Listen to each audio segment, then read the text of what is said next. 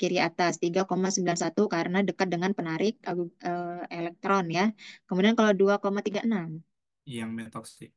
metoksi 2,36 gitu Oh iya, ya. berarti bukan metoksi yang benar. Nah, jadi sedangkan metil yang ini kalau misalnya kita lihat di di E itu tuh dia eh, apa namanya di daerah 2,68 gitu ya.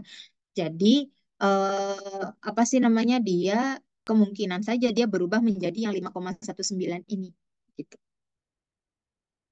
Oke. 5,19 berarti kan cuma 2H, berarti dia tersubstitusi oleh sesuatu hal ya dan lebih deshielding. Nah, berarti kita melalui reaksi Hanu atau radikal. Berarti kalau radikal, saya langsung aja ya, ini CH3 gitu ya. R-nya adalah segini ini ya, semua R itu adalah satu, ini biar gak lama gitu ya, saya gambar. Ini R. Oke, bisa difahami? Aman. Nah, kemudian NBS itu tadi saya bilang adalah kan kalau reaksi radikal itu ada 3 tahap ya, ada inisiasi, propagasi, terminasi ya. Jadi tolong dibaca lagi yang homolitik. Kalau di reaksi homolitik ya, ada kalau kita yang biasanya heterolitik kan nukleofil, elektrofil. Kalau homolitik kan radikal ya, itu ada proses inisiasi ya kan, pembentukan radikal. Jadi kan nggak mungkin ya semata-mata tiba-tiba CH3 ini membuat radikal gitu kan nggak bisa, harus ada inisiatornya gitu. Kalau di kelas dulu biasanya pelajarannya tuh pakai apa? Peroksida ya kan HOOH itu kan sumber inisiator radikal. Kemudian ada propagasi, ini nanti dia mulai mengikat ya, membentuk ikatan. Kemudian nanti ada terminasi, yaitu pemberhentian reaksi gitu. Nah, dalam hal ini inisiasi atau inisiatornya itu berasal dari NBS gitu. Nah, gimana caranya? Jadi nanti dia seperti ini. Sorry, ini cincin 5 ya. Ini ada O, ini ada O gitu. Kemudian nanti BR. Ya. Nah, BR sama N itu kan ikatannya satu gini.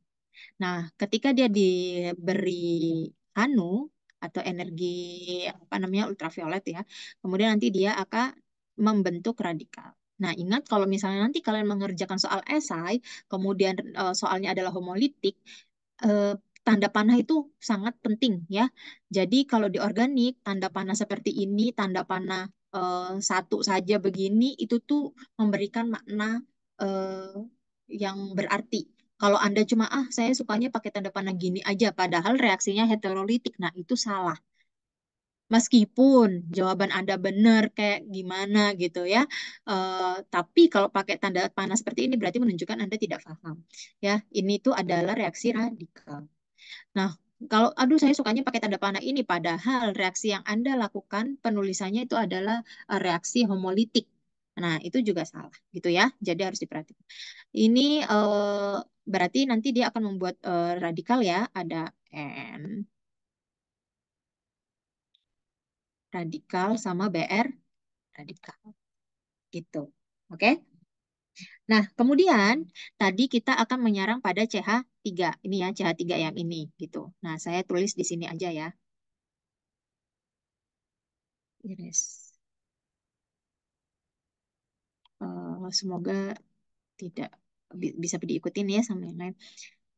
R CH3. Nah, CH3 itu kan seperti ini ya, ada H gitu kan. Nah, kemudian kita masuk ke tahap tadi inisiasinya udah ya, ada N radikal ini, kemudian ada BR radikal. Nah, BR radikal nanti akan bereaksi dengan CH3. Jadi ada BR radikal gitu ya. Dia di sini nanti dia akan membentuk radikal gitu.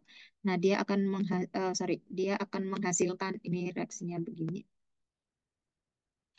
Ini ya akan menghasilkan eh eh akan menghasilkan ini R, ini H, ini radikal, kemudian ada sorry, eh ada H radikal ya, kemudian di sini ada BR radikal, begitu. Oke, dan di sini juga ada N radikal. Nah, seperti itu. Ya, kemudian nanti dia akan terjadi propagasi ya, pembentukan ikatan. Berarti misalnya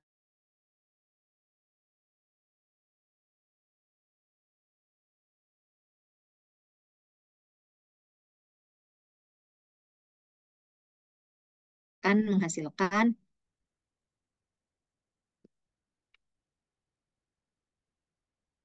itu plus N H gitu ya. Oke. Terus Bu, kenapa kok BR-nya nggak sama yang H? Mungkin tidak terbentuk ikatan. Jadi HBr. Mungkin aja, Bu. Mungkin saja. Ya kan propagasi itu semuanya bisa terbentuk. Apa namanya radikal metin bereaksi dengan Br ya seperti yang saya gambarkan. Kemudian nanti ada H dengan Br, ada juga metin dengan NBS-nya itu juga bisa gitu ya dan seterusnya akan bisa atau dengan dirinya sendiri pun bisa terjadi ikatan. Namanya juga radikal ya, dia kan reaksinya sporadis gitu. Nah, namun karena kita di sini ada panduan proton NMR ya, dan yang proton yang perlu kita perhatikan adalah proton 5,19 ya. 5,19 yang ini 5,19, 5,19, kemudian dia 2H dan singlet gitu ya. Nah, berarti kita harus mengikat CH metil.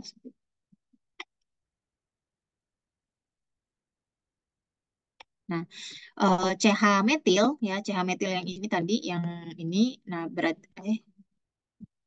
yang ini berarti kan CH2 yang dia mengikat sesuatu yang deshielding, yaitu yang punya elektron negatif, yaitu dia mengikat dengan Br. Kalau misalnya dia mengikat dengan ini, kira-kira NMR-nya akan seperti ini tidak? The entire molekulnya akan seperti ini tidak? Enggak, Bu. Enggak, kenapa? Harusnya pasti lebih deshielding. Selain lebih deshielding, apa lagi? Oh, ada tambahan NMR baru ya untuk protonnya. Ada tambahan proton NMR baru, puncak baru, yaitu di sini. Ini kan ada proton ya, Iya. ada proton, ada 2H ini ya, di sini ada 2H juga. Jadi nggak mungkin kalau ini kan dia nulisnya proton NMR the entire molecule, berarti kan satu molekul semua ya. Kalau misalnya NBS ini terikat pada metil, berarti kan termasuk dalam molekul tersebut. Nah, jadi harusnya dia pasti ada dua puncak baru lagi. Namun di sini tidak ada puncak baru, sehingga yang diteruskan F ini yang diambil adalah propagasi antara C metin, radikal metin dengan radikal Br. Begitu ya. Oke. Oke, jadi makanya kalau kalian ngerjain gini, meskipun udah tahu range-range jawabannya gitu ya, tapi tetap dikonfirmasi dengan eh, si siapa namanya instrumennya NMR. Kalau nanti kalian dapat FTIR atau dapat MS, M per Z gitu ya, nah itu harus diperhatikan. Berarti produk F adalah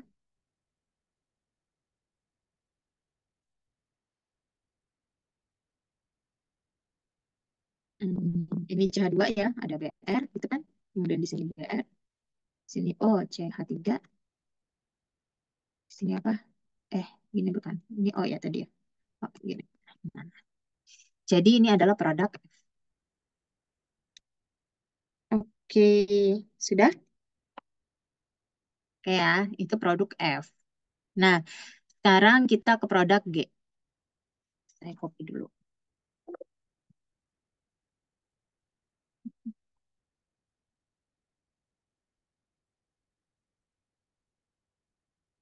Gimana tuh?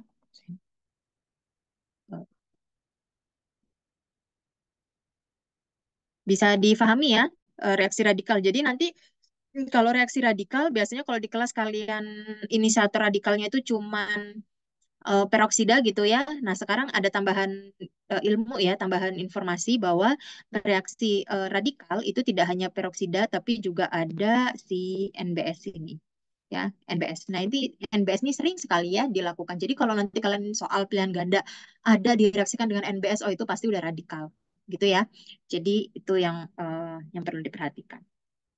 Nah, kemudian F ini kemudian direaksikan dengan CH3NH2 ini yaitu amina primer, sekunder, tersier.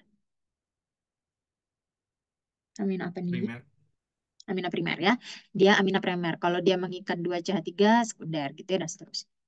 Oke, jadi dia direaksikan dengan amina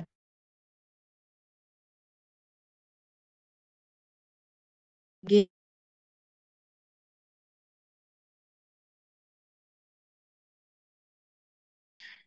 nanti dia produknya adalah C10H10BrNO3.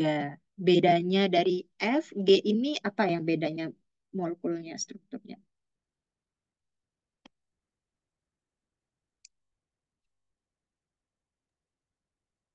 Ada beres satu yang hilang. Ada BR1 yang hilang. Oke. Kalau di sini dia BR-nya ada dua, di sini BR-nya cuma satu. Ya, C-nya jadi dua ya. nanti ada BR yang hilang. Oke, nah sekarang dari F ya. Kemudian kita punya amina primer, CH3, NH2. Kira-kira ini akan bereaksi dengan yang mana? Akan terjadi reaksi apa ini? Ini akan terjadi reaksi dengan karbonil ya, Bu. Melihat yang apa produk sauristolaktam. Oke, steric Hmm. elektron. Jadi Betul. NH2-nya karena N juga apa nukleoфил kuat, dia Hmm. bakal menyerang karbonil. Mm-mm. Dan karena ada aqueous work pada World Cup, menurut saya OM-nya itu bisa Hmm. hilang dan menjadi alkohol, jadinya metanol. Hmm, oke. Ya. Dia ini reaksinya apa ya? Kalau misalnya ester dengan amina itu akan menghasilkan reaksi apa? Amida. Eh, Iya. oh Iya, iya, betul. amida. Si amidasi. Kalau karboksilat dengan alkohol, esterifikasi. Ya, Kalau esterifikasi. kalau ester ya nanti dengan amin gitu dengan amina atau karboksilat dengan amina itu nanti dia akan ada reaksi amidasi. Jadi dia akan membentuk gugus amida. Ya, gugus amida itu yang mana? Yang ini ya. Jadi karbonil ada berikatan dengan N. Nah, itu adalah amida. Oke? Oke. Oke, good. Jadi ini nukleofil, dia akan menyerang ke sini gitu ya. Sebenarnya dengan dibantu ini kalian udah pasti paham oh arahnya kemana gitu ya. Kemudian ini akan apa menstabilkan ya terkonjugasi ke atas. Kemudian ini BR, ini begini BR, terus ini O min ya. Ini OMe, kemudian di sini ada NH2 CH3. Nah, ini positif ya. Oke. Terus O, terus CH3. Oke, begini ya.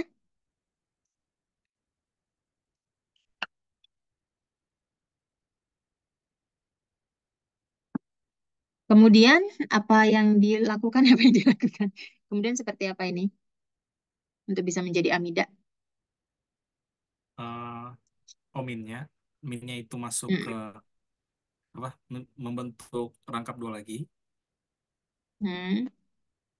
Membentuk dan rangkap dua lagi, terus lepas yang mana? melepas yang OM-nya.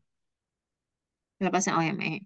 Sebenarnya kalau misalnya kayak gini, OMe-nya bisa protonasi dulu ya. Jadi dia menstabilkan Oh, NH2 plus ya. Jadi dia ngambil salah satu H-nya, jadi nanti jadi NH CH3 gitu ya. Sehingga nanti OHMe plus gitu kan, sehingga dia paling mudah untuk dilepas.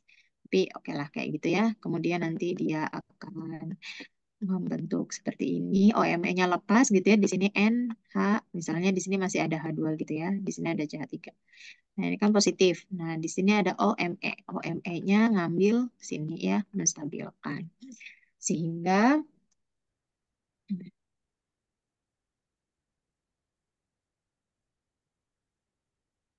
ini O. Oke. Sehingga dia akan menghasilkan produk amida ya N H CH 3. Dengan ini BR, ini BR, ini OMe, ini oke, seperti ini. Ya. Nah, ini lepas metanol ya. NeOH. Oke. Tapi apakah sudah menjadi produk G yang diinginkan? enggak, BR-nya masih dua. Belum, PR-nya masih dua. Nah, sekarang seperti apa? Ini karena udah ada sauristolaktam harusnya bisa. Dia membentuk laktam. Oke, terus gimana? Pas yang pasti BR yang di CH2 yang CH2 BR yang bawa kanan pasti akan Hmm, ada kayak reaksi dengan N-nya, tapi hmm. s- pasti akan ada reaksi intermolekular jadi siklisasi dengan N-nya, tapi saya nggak tahu mekanismenya gimana, Bu. Saya nggak tahu misalnya gian. Oke, N ya. Nah, di sini kan ada eh, BR. Di sini ada H ya. Ini kan eh, H asam sebenarnya ya. Jadi kan karakternya H plus karena dia berikatan dengan amida. Nah, ini ada BR. BR ini kan elektronegatif ya. Nah, ini dia bisa nyerang ke H gitu kan. Bisa kebayang. Kemudian nanti yang di sini ini kan memberikan elektronnya ke sini sehingga nanti dia tidak stabil, negatif N-nya ya kan. Nah, karena negatif dia perlu menstabilkan yaitu menyerang. Nah, BR kan tidak stabil ya kalau mengikat H ya. BR kan tangannya cuma satu, nggak bisa mengikat tangan dua sehingga dia akan menyerang ini, kemudian BR-nya lepas. Oke. Dia tidak mungkin menyerang BR yang di sini ya karena selain jauh tertutup oleh CH2BR, BR yang di aromatik itu tidak mudah dilepas juga ya. Reaksinya tuh seperti apa kita bingung strukturnya. Nah, seperti ini gitu. Kemudian nanti ada C, ada N, ini ada nah begini kan. Kemudian CH3. Nah, di sini ada HBr minus HBr yaitu H dengan Br tadi. Di sini ada Br, di sini ada OMe, kemudian di sini ada setil. Sudah selesai. Oke. Nah, sekarang kalau kita misalnya mengkonfirmasi proton, C7,40 itu yang mana? Atas yang di aromatik. Proton aromatik ya, yang ini 7,40. 4,22 itu yang mana? Ada dua H. Yang berikatan dengan N yang di bawah. CH2 ini ya, ini kan ada dua H Ya. ya, yang ini. Kemudian ada 3,98, 3H. Nah, kayaknya yang sebelah kiri atas, Bu. Yang sebelah kiri atas ya. Yang ini dia berikatan dengan penarik elektron. Ya, 3,98. 3,19 Yang berikatan dengan N, berikatan dengan N metilnya. atau berkaitan dengan O. Ada dua ya? Enggak, ini kurang. Oke, ini sebenarnya kurang ya. Harusnya ada satu puncak lagi dia jelaskan. Tapi dia tidak jelaskan. Nah, antara N dan O ini tuh kita lihat dari keelektronegatifan dari N sama O lebih kuat mana gitu ya. Jadi kalau makin kuat keelektronegatifnya kan dia harusnya lebih menarik ya. Itu harusnya sebenarnya mungkin eh, apa namanya pergeserannya nggak jauh beda ya di daerah 3,9 tapi nggak mungkin sama karena O dan N itu lingkungannya berbeda gitu ya. Jadi nanti kalau misalnya kalian ada dua gitu terus disuruh nentukan yang mana padahal jaraknya 3,9 atau sama 3,2 atau 3, sekian gitu ya. Itu kalian perhatikan heteroatomnya. Karena ini O versus N, mana yang lebih elektronegatif gitu ya. Nah, kalau lebih elektronegatif siapa? Ya udah itu nanti yang di apa sih namanya eh, yang lebih deshielding. Kalau lebih elektronegatif dia kan lebih menarik ya, jadi lebih tidak terlindungi protonnya sehingga ppm-nya lebih besar gitu. Oke.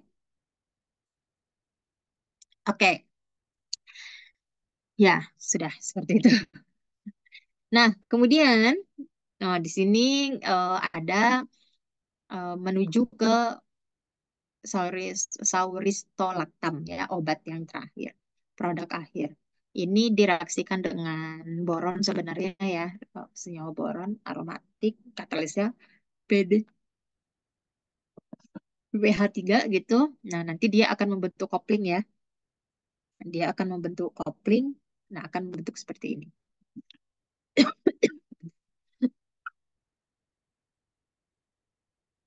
Jadi tadi senyawanya adalah, salah, kok N sih?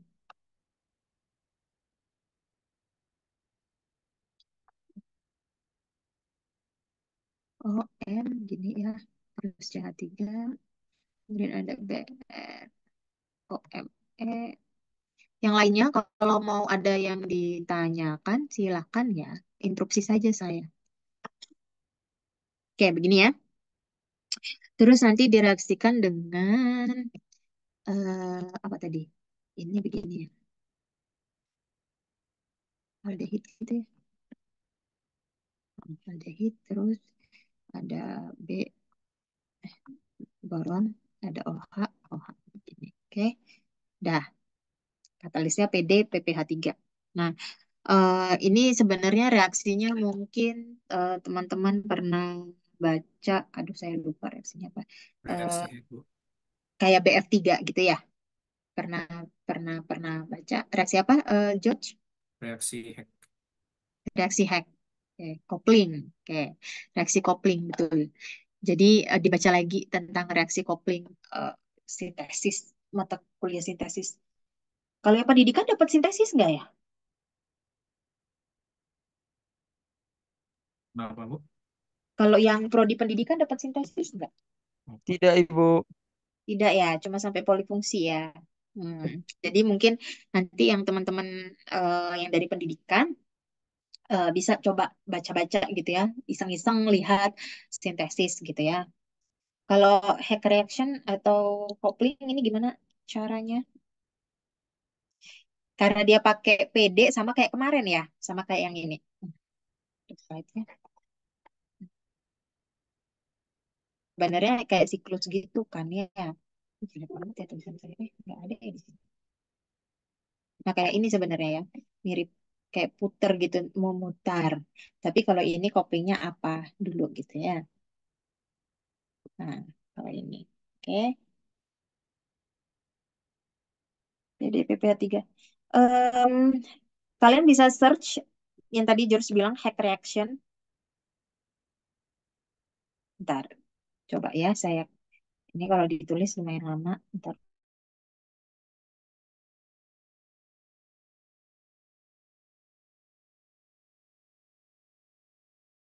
Asam lemak kayak BOH2 itu Hmm, Suzuki. Saya baru Suzuki. cek. Ya, Suzuki ternyata. Saya copy dulu aja ya. Dengan Suzuki sama hack. Saya Suzuki reaction coupling. Oh ya, ini Suzuki. Benar. Lupa. Ntar dulu.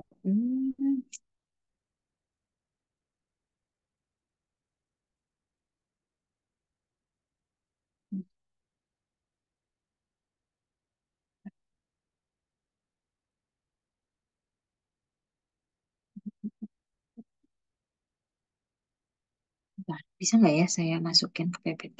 Sebentar.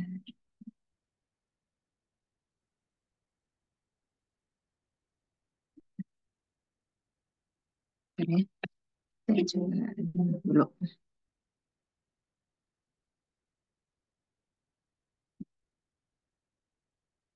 Reaksi coupling. WA.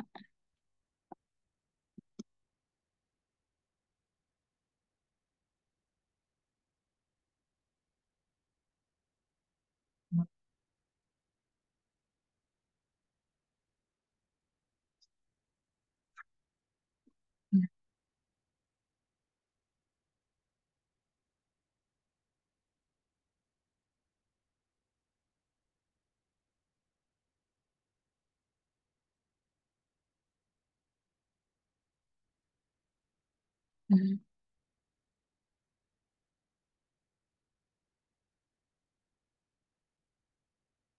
Bentar, ini bisa nggak sih di copy? Nggak perlu download.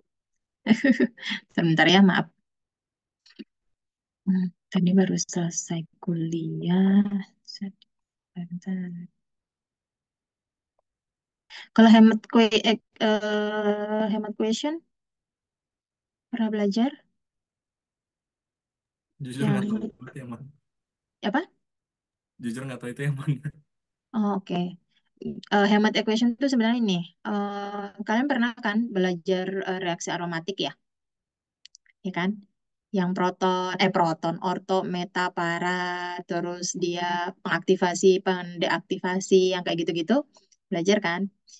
Tapi kan kadang-kadang kalau di dalam reaksi itu, dia itu bisa berperan sebagai em, secara induktif. Masih tahu?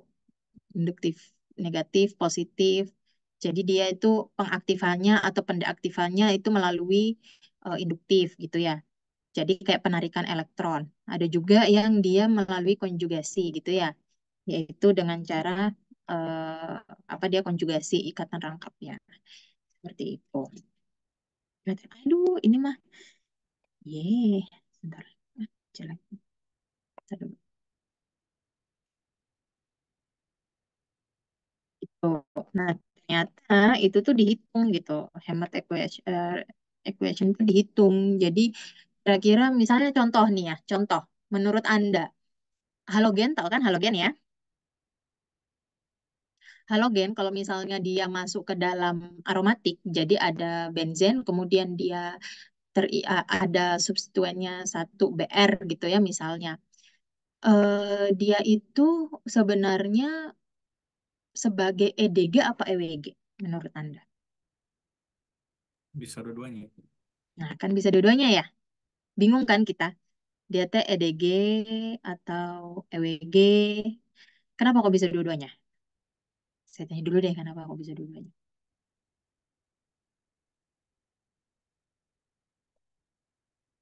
Bisa nggak ya? Kenapa kok halogen? Kayak contoh BR aja deh. Dia bisa dua-duanya. Nah, ini bisa bertindak sebagai EDG dan EWG.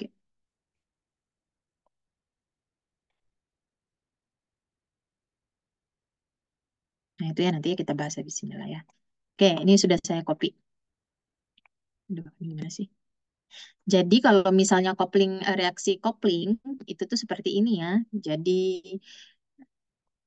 gila Sonogasira. Oke. eh Sebenarnya ada macam-macam. Yang kemarin saya sebut ada Suzuki, Sonogashira, Heck. Nanti kalau kalian lihat itu tuh reaksinya dia memutar seperti ini ya. Jadi reaksinya kopling gitu. Nah, biasanya mereka menggunakan palladium sebagai logam ya, sebagai katalisnya gitu. Jadi kalau misalnya udah ada palladium itu biasanya emang reaksi kopling gitu. Oke, ini ada sendiri materinya, belajar reaksi kopling itu udah banyak banget reaksi-reaksi yang ada gitu. Jadi kalau misalnya tadi yang sebelah kanan atas, ntar ini mana? Yang ini tuh adalah hack reaction. Jadi kalau misalnya ada PD dengan PPH3 gitu ya, eh, dia direaksikan dengan benzen dan BR. Nah, kalau kita tadi kan dengan BOH ya, jadinya agak beda. Jadi dengan BR, kemudian nanti kita ada coupling, jadi dia PD-nya akan berikatan dengan aromatik dan BR. Nah, nanti kalau di sini kita punya alfa beta karbonil tak jenuh, nah ini terjadilah coupling, ada P kompleks, jadi dia akan bertukar, gitu ya, bertukar posisi, sehingga nanti yang alfa beta karbonil tak jenuh itu tuh menggantikan BR, BR-nya awalnya di sini, jadi alfa beta karbonil tak jenuhnya yang tersubstitusi ke dalam aromatik, seperti itu. Oke, nah kalau misalnya dia menggunakan boron, nah ini contoh menggunakan boron ya, ini ada B ya kan ini boron ya meskipun agak bingung jadi dia ada PD ya ada PD nah L nih ya em, apa ya namanya pengikatnya ya kalau misalnya di sini ada PD PPH3 gitu ya kalau kemarin ada PDH2 gitu nah di sini juga reaksinya PD PPH3 gitu nah nanti di sini ada reaksinya itu tuh harus R sama X nah X itu adalah halogen sama kayak ini R-nya adalah benzen X-nya adalah Br nah kalau di dalam reaksi ini R-nya adalah yang semuanya ini wing gitu ya sama Br nah selama ada R dan BR gitu ya atau RX X-nya terserah halogen direaksikan dengan adanya PDPPH3 ya tadi kan ada PDPPH3 ya jadi saya tambahin di sini di atas nih jadi tadi dia ada BR dengan ini R-nya yang gede kemudian direaksikan dengan PDPPH3 kemudian ada boron nah ini itu adalah tanda-tanda kopling gitu ya, tanda-tanda adanya reaksi kopling. Nah, reaksi kopling apa yang terjadi? Itu tergantung ya, tergantung sama materialnya apa. Starting material kita yang direaksikan apa. Kalau misalnya di hack, starting materialnya itu adalah biasanya aromatik X, ARX. Saya lupa apakah dia bisa asil X, apa bisa R alil X itu nanti coba dibaca lagi ya. Kalau di situ contohnya aromatik X. Jadi ada benzen, kemudian ada Br, nah itu bisa. Kemudian nanti dia ada alfa beta karbon dioksida. Nah, kalau yang di Suzuki yang ini itu ada PD, kemudian tanda-tandanya sama, yaitu RX. Nah, RX-nya ini, aduh, saya dulu ada nggak ya? Tabel saya dulu pernah belajar ya. Saya juga dulu belajar sintesis, ngafalin gitu ya. Tapi sekarang udah lama nggak kepake, harus dibaca lagi. Jadi ngafalin kalau Suzuki itu R-nya apa gitu ya. Rata-rata sih RX semua, pasti dengan halogen. R-nya tuh apa? Ada yang spesifik dia aromatik, ada yang spesifik dia alil, alkil gitu. Jadi agak beda-beda. Nah, kemudian nanti sama dia akan membentuk kopling. Nah, sehingga nanti dia di sini ya awalnya dia R, yang ini R ya, ini anggaplah yang gede ini adalah R gitu ya, dan BR jadi RBR. Nah, tahapan awal dia itu pasti membentuk ini. Nah, sama ini juga. Ini kan dia membentuk ini nih, ya kan? Jadi ada ini adalah RBR gitu kan? R-nya adalah sorry, RBR gitu. R-nya adalah benzen, kemudian BR. Nah, kemudian ada PD. Jadi R-nya di sini, PD di tengah, BR. Sama, ini adalah L, kemudian PD, sorry, LPD berarti PD PPH3 ya. Nah, ini R-nya di sini, PD-nya di tengah, kemudian X. Sama dengan yang soalnya ini, berarti nanti dia R-nya yang gede itu ya. Berarti dia R, PD gitu ya. Di sini PPH3, PPH3, kemudian di sini B. Begitu. Oke. Oke. Nah, kemudian nanti dia akan membentuk seperti ini. Kalau di sini dia ada tambahan katalisnya natrium terbutoksida gitu, sehingga nanti eh, apa namanya Br-nya diganti sama dengan butoksida. Nah, di sini, nah ini yang apa namanya, yang sama dengan reaksi kita yaitu adanya boron. Nah, di sini kan ada boron juga gitu ya, ada boron. Nah, sehingga nanti dia akan terkopling gitu ya, yang awalnya R1 butoksida gitu ya, nanti dia akan eh, terkopling. Nah, kalau ini ada, jadi eh, ini adalah R-nya ya, R2. Sorry, saya gambar. Aduh, bingung deh ya. Hmm. Jadi yang kalau yang atas ini adalah R1 gitu, yang bawah adalah R2. Ya kan? Karena R2 itu mengikat B Y2. Nah, Y-nya apa? Di sini adalah OH2 gitu ya. Nah, sehingga nanti dia akan berubah gitu. Jadi ini R1 gitu, ini R1 kemudian nanti dia akan mengopling jadi R2 sehingga nanti ada B-nya di sini ada berikatan dengan eh berikatan dengan R2 gitu ya. Kemudian di sini ada OH, di sini ada OH. Kemudian nanti dia akan bereaksi dengan butoksida gitu. Kalau di sini BR-nya nanti dihilangkan dengan, sorry, katalis apa? Ada mungkin pakai ini gitu ya. Nah, setelah itu nanti dia akan terkopling. Jadi nanti PD-nya akhirnya mengikat dengan R1 dan R2. Berarti nanti PD PPH3 gitu ya, PPH3 yang awalnya dia sebelahnya BR gitu ya, yang ini satunya BR, satunya R1, nanti dia terkopling. Jadi satunya mengikat R1, yang satunya lagi mengikat R2. Sehingga nanti R1 mengikat R2. Nah, R1-nya yang mana? R1-nya yang ini kan, yang gede ini tanpa BR, jadi BR-nya hilang. Kemudian kalau yang R2-nya mana? R2 yang di bawah ini ada aldehid, apa namanya, benzaldehid ya, yang boronnya hilang. Sehingga nanti produknya ini begini gitu ya. Di sini aldehid, ya kan? Dan di sini yang tadi laktam, CH3, O. Gini, terus ada OME. Seperti itu. Begini. Oke? Nah, terus kalau dia produk hasilnya kok bisa sampai membentuk seperti ini, berarti kan dia terjadi adanya apalagi terjadi reaksi yang di sini kan, ini hal yang di sini nanti dia akan membentuk ikatan dengan aldehid seperti itu. Bisa kebayang? Jadi macam-macam. Terima kasih ya tadi Joki gitu. Di chat ada Hack sama di sini ada Suzuki. Kalau Sonogashira itu saya lupa. Kalau nggak salah Alcuna ya atau apa saya lupa. Dia R-nya apa itu saya lupa. Nanti coba dicek lagi. Begitu. Nah, kalau reaksi yang ini harusnya udah bisa ya. Kalau di work up, nanti ini negatif gitu, nanti dia akan ada basa mengambil H, akan mengambil apa menyerang karbonil seperti ini. Nanti ada OH, kemudian dehidrasi jadi H2O, jadinya nanti rangkap. Nah, makanya di sini terbentuklah rangkap kan, ada rangkap ya. Dia melepas H2. Gitu. Sudah selesai. Ada pertanyaan? Atau tidak bisa mengikuti. Oke, ligan betul, Rifki. Ligan PD bertindak sebagai ligan. Apa L ya ligan.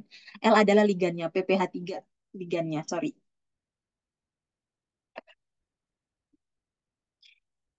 Oke, mungkin ini yang itu reaksi kopling.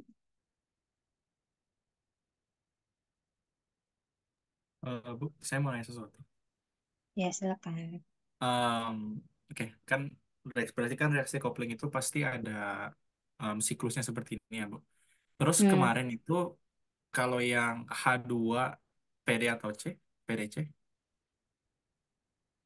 itu H2 yang C ke D.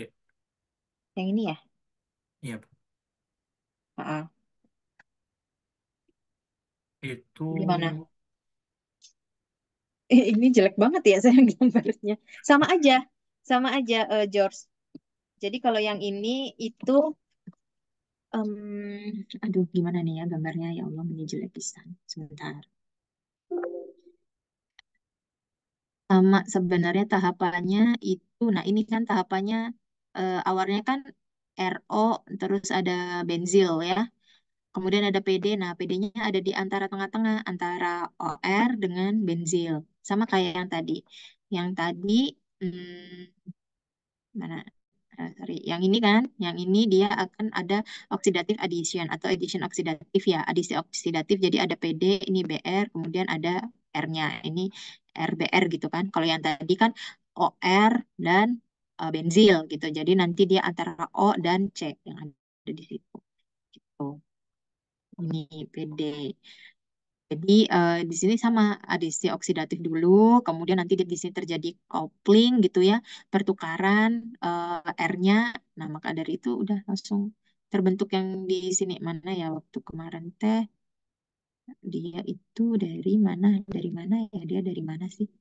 Dari seperti ini, OBZ ya.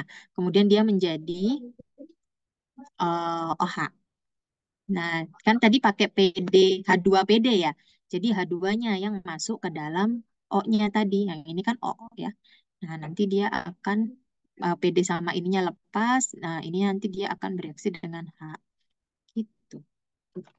Sama aja sebenarnya ya.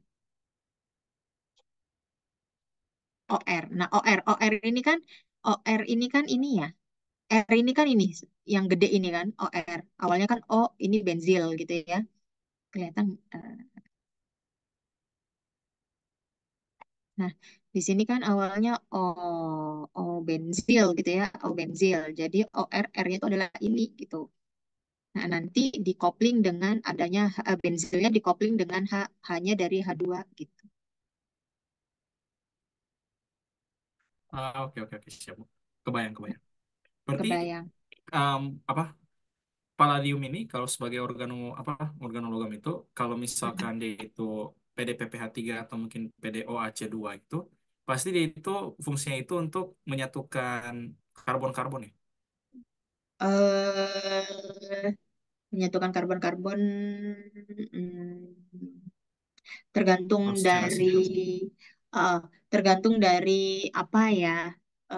Kalau misalnya contoh yang ini ya, kalau yang ini sebenarnya tidak menyatukan membentuk ikatan karbon-karbon baru ya. Jadi dia mengganti benzil dengan H. Jadi antara O dan H, bukan antara O dan karbon lain. Jadi bukan ikatan Oke oke. karbon, ya kan? Cuman emang kalau yang secara lumrahnya, kalau reaksi kopling yang emang yang seperti ini ada Heck, Suzuki, Sonogashira, itu tuh emang dia membentuk ikatan CC baru Oh, gitu. tapi pada akhirnya tetap apa ya? Fungsi di sini itu untuk substitusi ya, Bu. Jadi dia Ah, kayak namanya kopling, jadi dia mengganti gitu, mengganti. Jadi dia sebenarnya bukan melalui reaksi adisi, substitusi, eliminasi yang kayak gitu-gitu, tapi dia mengkopling, yaitu mengganti antara yang A dengan B gitu. Ya, jadi membentuk ikatan CC baru yang ini R1 R2. Kalau yang ini yang hack gitu ya, misalnya yang oh sorry, saya nggak kelihatan ya.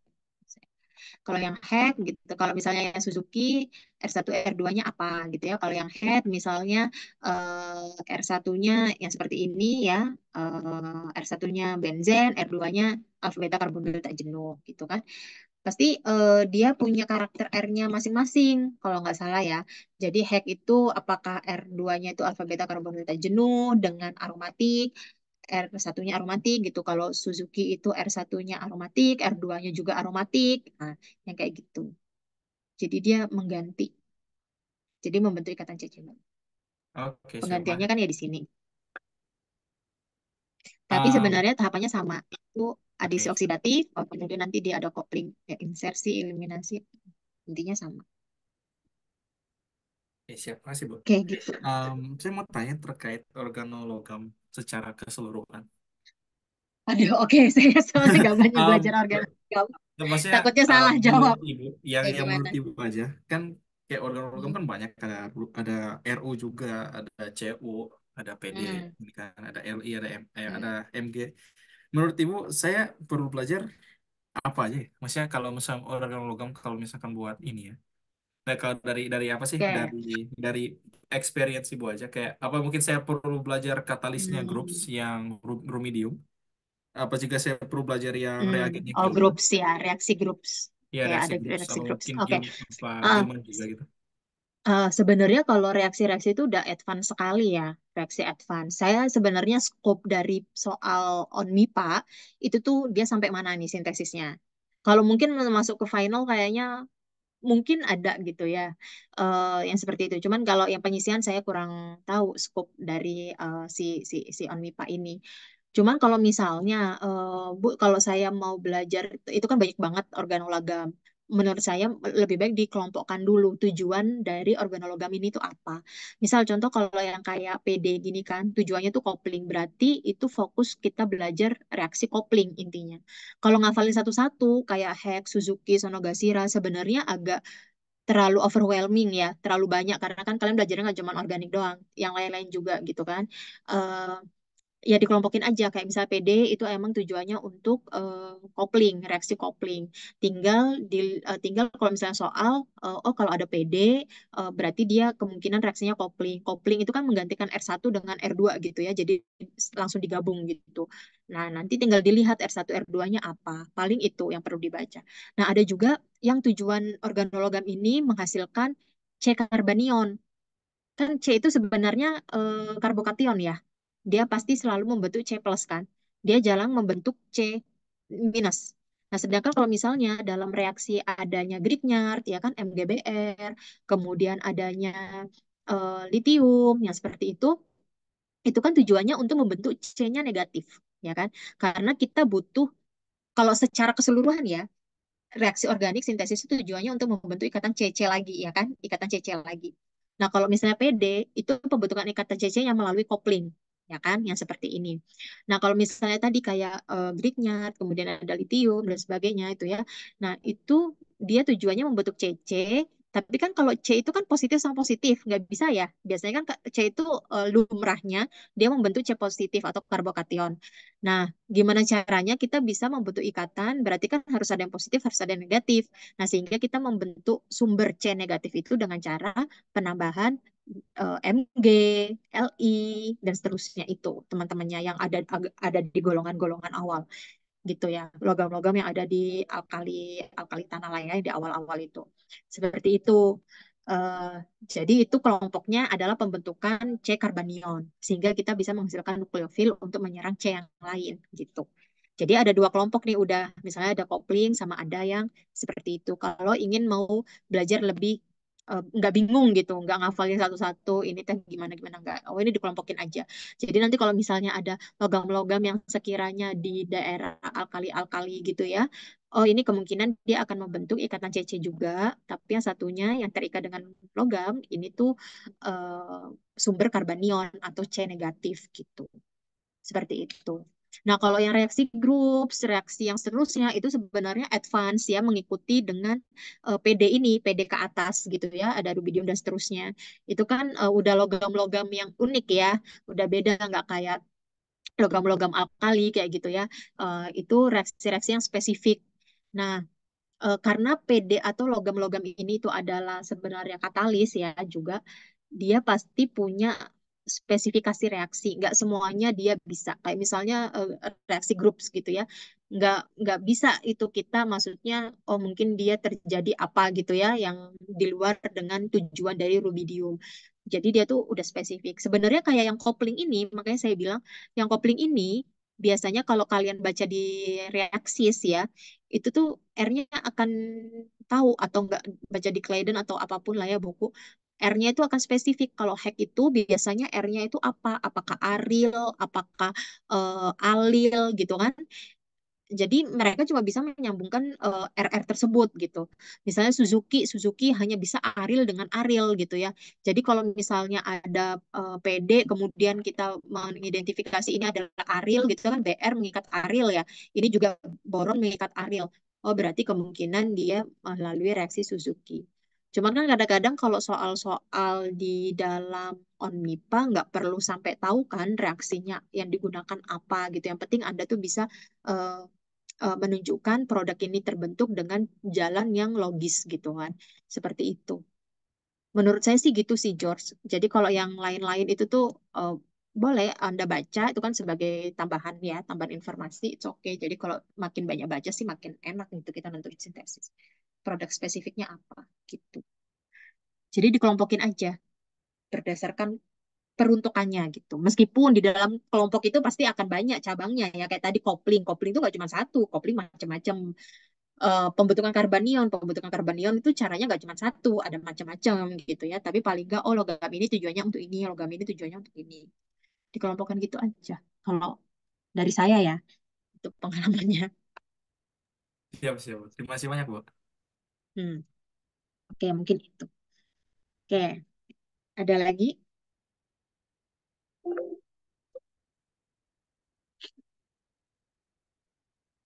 Kalau boleh, saya boleh tanya satu soal nggak ya, Bu? Yang dari tahun lalu. Yang mana ya? Coba lihat. Saya stop share. Kita diskusi ya, semuanya yang ada di sini. Kalau saya nggak, saya lupa, silakan, silakan share screen, George.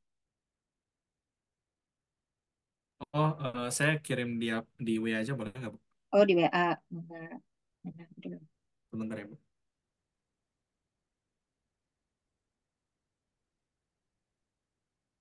Reaksinya soal reduksi Wolff-Kishner. Apa itu? Apa itu? Saya udah lupa. Ya, NH2, Bu. Oke. Ini ya, Bu.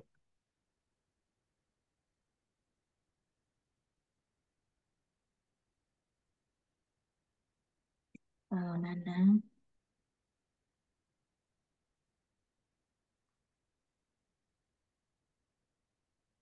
Kelihatan nggak itu, Bu? Sebentar, sebentar. WA-nya. Ntar saya buka dulu WA. WA, WA, WA, WA. Itu soal waktu saya tahun lalu, 2023. Soal nomor terakhir. Darah memiliki dua senyawa keton satu dan dua dengan formula. Keduanya bersifat optis aktif. Berarti dia eh kiral ya. Tetapi Tapi senyawa pas satu. waktu di bawah tuh malah dibilang menghasilkan hidrokarbon akhiral. Coba, coba. Tetapi senyawa satu dapat dirasemisasi rasemat dengan perlakuan basah dan senyawa dua tidak. Kalau rasemisasi, rasemat itu kan berarti RS ya. Berarti dia melalui reaksi Satu. SN1. Eh, iya SN1 ya, yang dia Ya, menghasilkan positif dulu. harusnya. Ya, kalau misalnya SN2 SN2 dia break pasti break attack. Pasti apa ke inversi. inversi, terinversi. Oke. Terus tidak. Reduksi Wolff-Kishner, kedua senyawa keton tersebut menghasilkan hidrokarbon akiral. Akiral berarti tidak ada itu ya, yang sama dengan rumus. Struktur 1 dan 2 yang mungkin adalah. Oke, sebentar. Nah, yang lain boleh ya, kalau misalnya ada yang bisa disampaikan. Ntar dulu, saya coba lihat mekanisme Wolff-Kishner dulu ya. Lupa saya. Oh, soalnya juga advance ya.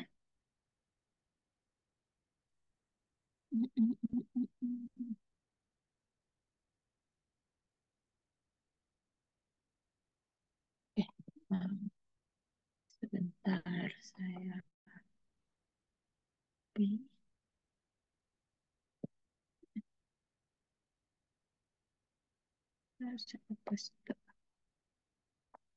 Wolff-Kishner. Soalnya jurus mana?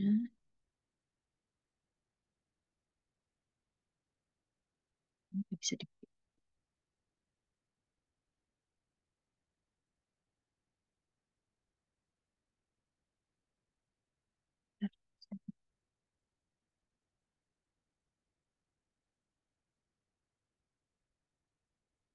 mana ya?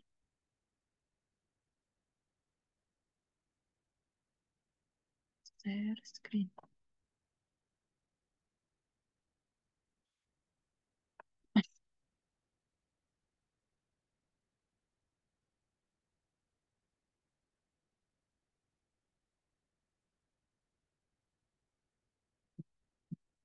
Oke.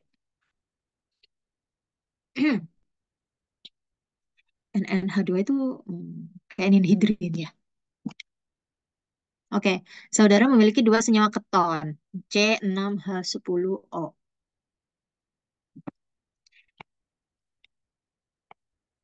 Ketonnya kita gambar aja dulu ya. 1, 2, 3, 4, 5, 6. Ini misalnya seperti ini. Senyawa satu. Keduanya bersifat optis aktif. Nah, kalau kayak gini optis aktif nggak nih? Nggak ya? Enggak, Bu. Berarti kemungkinannya, Pasti ada cabang. hmm? Cabang ada Pak, ada cabang. Ya kayak gini kan? Iya. Terus begini ada 1, 2, 3, 4, 5, 6. Gini. Ini kiral nggak nih? Kira di karbonnya gitu. Ini kira, Iya. Kira. kiral ya. Ini kiral ya. 1, 2, 3. Oke, kiral ya ini ya. Terus yang kedua ini anggaplah satu gitu. Yang kedua di sini gitu ya. Tapi ini nggak kiral. Hmm,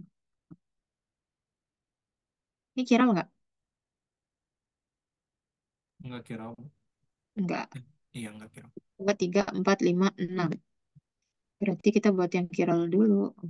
Mungkin O-nya yang diganti. O-nya Oh, di, jadi enggak. oh gini ya. O-nya di sini ya. Gitu. Sama aja. Gini. Itu 2, 3, 4, 5, 6. Eh, loh, mana nih? Gini misal, gitu. Tidak kiral. Tidak kira juga ya, Bu. Hmm.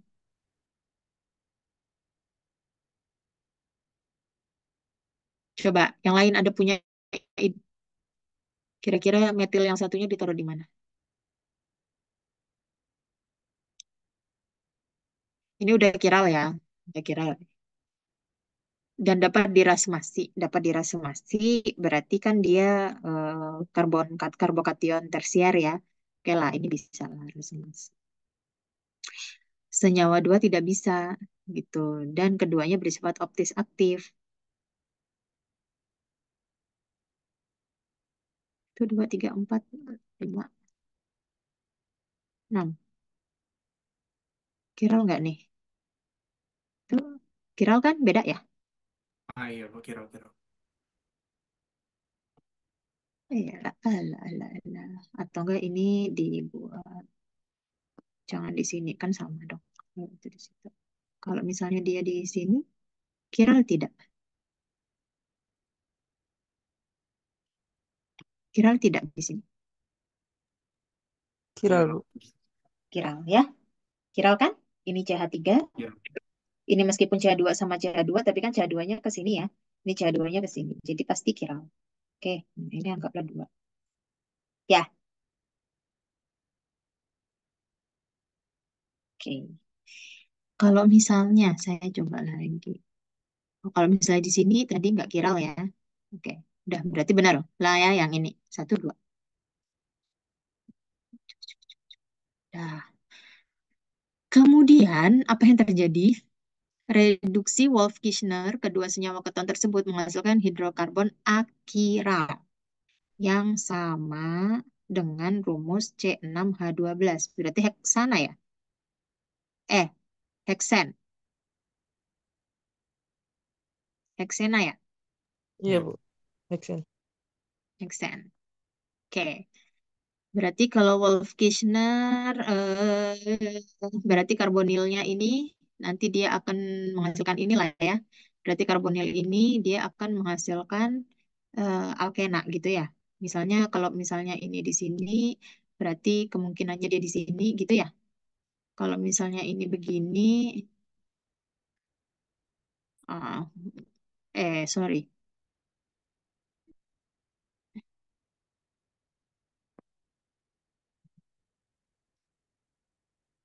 Ini nanti mekanismenya nanti kita pelajari lagi ya. Mungkin di sini atau di sebelahnya. Atau ini secara singkat aja. Ini juga bisa seperti ini. Hmm, gitu.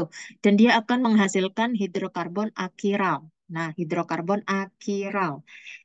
Kalau ini kan kiral ya. Kiral enggak? Enggak ya. Ini enggak kiral ya. Tidak kiral. Yang ini tidak kiral juga kan? Kiral tidak. Tidak. Yang ini kiral tidak. Oh ya, kira. Kira Yang ini kiral. Oke. Yang ini kiral. Masa sih ini kiral? Yakin ini kiral? iya iya iya bukan bukan. Kiral atau tidak? Tidak Tidak tidak ya. tidak tidak Kalau tidak. misalnya, kalau misalnya yang ini yang nomor satu kan bisa jadi dua ya, antara yang A atau B ya kan. Nanti mekanismenya harus kita cari. Ini dua-duanya tidak kiral, ya kan? Misalnya yang C yang di sini tidak kiral, ini karena CH3, ini CH3 udah pasti tidak kiral. Yang di sini, yang misalnya di sini, ini udah pasti tidak kiral, ya kan? Karena ada dua H, betul? Sini tidak kiral juga. Nah, kalau yang senyawa dua itu akan membentuk ini, kemudian ini, betul? Nah, yang A sama B. Kalau yang A kiral nggak? Eh, kiral tidak. Yang A.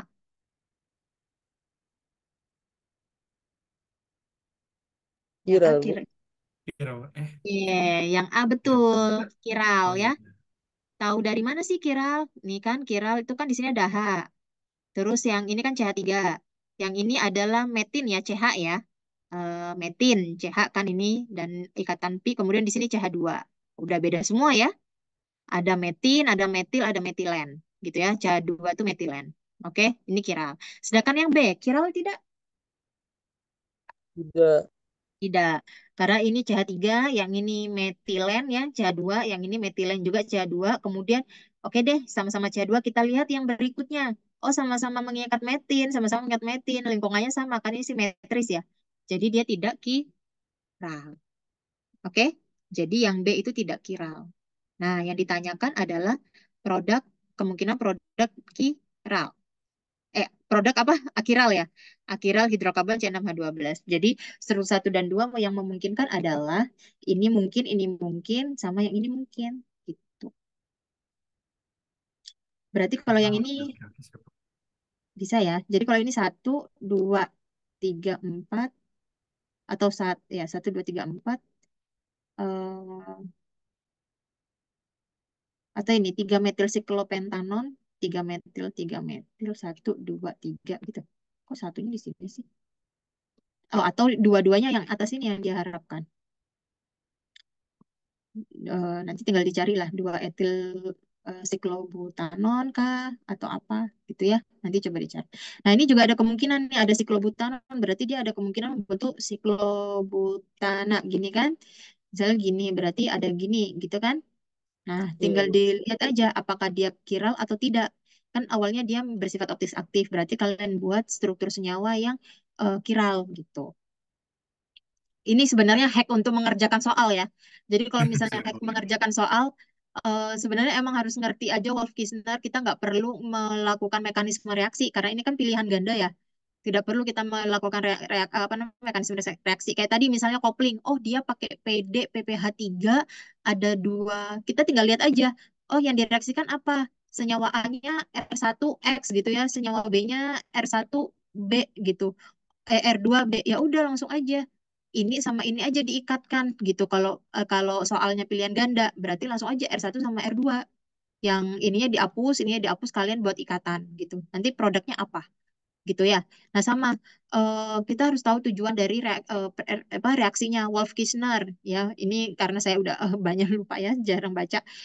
Jadi Wolff-Kishner itu reaksi yang tujuannya untuk mereduksi ya. Jadi misalnya dari jadi karbonil, misalnya jadi ini alkana gitu kan. Nah, tinggal dibaca lagi. Oh, ini optis aktif. Berarti nanti kita buat struktur senyawa yang kira-kira dia kiral. Kemudian dapat dirasmasi. Berarti dia ciri-ciri dari SN1 ya. Makanya belajar pengertian SN1 dan apa itu sebenarnya tujuannya untuk ini. Kemudian nanti yang senyawa 2 tidak. Berarti dia tidak melalui SN1. Berarti kalau gitu dia melalui melihat karbonnya. Karbonnya bisa primer atau sekunder gitu kan. Kemudian senyawa ketemu menghasilkan hidrokarbon. Nah, berarti kan hidrokarbon kan tujuan Wolff-Kishner kan menghasilkan hidrokarbon. Ini juga menjadi hidrokarbon ya. Yang akiral, berarti dia tidak boleh ada kiral. Nah, silakan kalian buat dari struktur yang kalian punya atau kalian definisikan aja nih dari struktur yang udah ada di sini gitu ya. Kalian definisikan oh kira-kira mana gitu ya yang dia awalnya dia akiral kemudian dia bisa terbentuk dari kiral gitu. Mungkin gitu, George, cara ngejawabnya ya. Nanti Ya, Bu, bisa kita terima kasih bahas banyak. lebih. Nah, oh ya, yang George kan waktu itu kan nanya yang RS yang banyak kan gitu ya. Eh, kita masih punya waktu nggak sih? Udah selesai, Bu. Udah selesai ya? Ya, Oke, itu minggu telat. depan. Oke, mungkin minggu depan ini saya nggak tahu ya, saya bisa apa enggak. Nanti dicek aja dulu ya. Nah, karena saya mau ini. Sebenarnya sebentar saya mau liatin satu aja deh. Sebentar aja ya, sebentar. Di mana ya itu ya? Sebentar. Aromatisasi kah? Aduh, saya lupa ih. Dulu tuh saya pernah ngebahas kayak pembentukan apa pendefinisian RS. Jadi dia dari struktur yang bulky kan kalau kalian biasanya strukturnya yang sederhana ya. Ya, apa namanya struktur sederhana gitu ya. Ya nggak ada. Nanti saya cari dulu PPT-nya. Nah, itu kalau misalnya struktur alam gitu, senyawa bahan alam yang steroid gitu kan. Nah, itu R atau S kayak yang tadi nentuin kiral atau tidak. Nah, kalau senyawa-senyawa siklik, senyawa-senyawa yang udah kompleks gitu ya, itu tuh kita harus memahami lingkungannya dia gitu. Sampai mana dia bisa dikatakan kiral, telusuri yang ini ke kanan CH2, ke kiri sama-sama CH2. Oke, tapi jangan langsung dijudge kalau itu akiral gitu ya. Kita harus ngelihat kalau senyawa siklik ya. Misalnya contohnya ini. Ini kan yang tadi oh ke kanan CH2, ke kiri CH2. Itu jangan langsung kalian judge, oh dia akiral. Belum tentu. Nah, nanti harus ditelusuri lagi karena dia siklik kan, itu saling berhubungan. Jadi yang CH2 ini ngikat apa nih? Oh, CH2 ini ngikat metin. CH2 ini juga ngikat metin. Udah tutup sampai sini kan. Oh ya udah berarti dia akiral. Nah, beda kalau sama yang ini kan. Nih, kalau misalnya ini CH2 gitu, tapi sebelah sini dia ngikatnya karbonil gitu, sebelah sini ngikatnya metin. Beda kan? Nah, itu berarti dia kiral gitu. Begitu pula nanti nentuin RS-nya. Mana yang prioritas satu, mana prioritas dua. Kayak ini. Misalnya tadi kiral ya ini. Prioritas satunya yang mana gitu ya. CH2-nya misalnya di sini mengikat benzen, yang sini mengikat OH gitu kan. Berarti kira-kira mana tuh yang prioritas? Apakah yang kiri, apakah yang kanan gitu. Nah, gitu kalau misalnya struktur yang udah lebih apa namanya lebih kompleks ya. Jadi kita harus menelusuri sampai kemana gitu. Nanti dia kapan kalau misalnya ada waktu ya nanti saya coba ini. Gitu ya. Cukup ya mungkin.